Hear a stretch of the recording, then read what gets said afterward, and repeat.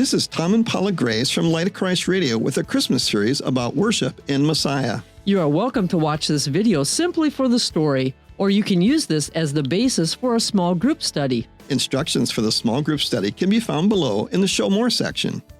Today, we begin our series called Worship and Messiah. We consider how the coming of Messiah resulted in worship. Well, Paula, as we set the context of our story, Isaiah lived 700 years before Jesus in a time when God's people were rebelling.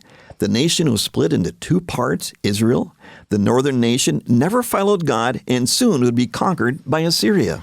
And Judah, the southern kingdom, was also rebelling against God, but she hid her sins behind a facade of religion. Now, God had called Isaiah to be a prophet to the southern nation of Judah. He warned of the judgment of their sins. There was idol worship, drunkenness, pride, injustice, and many refined schemes to cheat people. False prophets were leading God's people astray, and God wanted the people to stop sinning and turn back to Him because He desired to give them mercy. And even though Isaiah had to preach a message of judgment, he also preached a message of hope. There was God's promise of a Messiah who would bring salvation.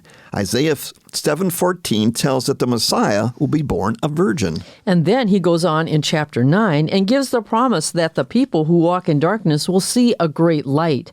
For a child is born to us, a son is given to us. The government will rest on his shoulders, and he will be called Wonderful Counselor, Mighty God, Everlasting Father, Prince of Peace, and his government and its peace will never end. And even though the country was in a mess spiritually, God's promise of the Messiah caused Isaiah to respond to God in worship. Which leads us to a story from the Word of God.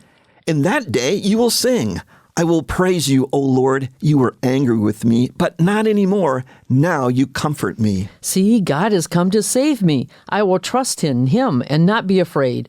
The Lord is my strength and my song. He has given me victory. With joy, you will drink deeply from the fountain of salvation. And that wonderful day, you will sing, thank the Lord, praise His name, tell the nations what He has done. Let them know how mighty He is. Sing to the Lord, for He has done wonderful things. Make known His praise around the world. Let all the people of Jerusalem shout His praise with joy. For great is the Holy One of Israel, who lives among you. And this is a story from the Word of God. If you're using this video for a small group application, after watching this video, try retelling the story from what you heard. Then read the text. Discussion questions are below in the Show More section. May this story help you in your journey of life. Be blessed.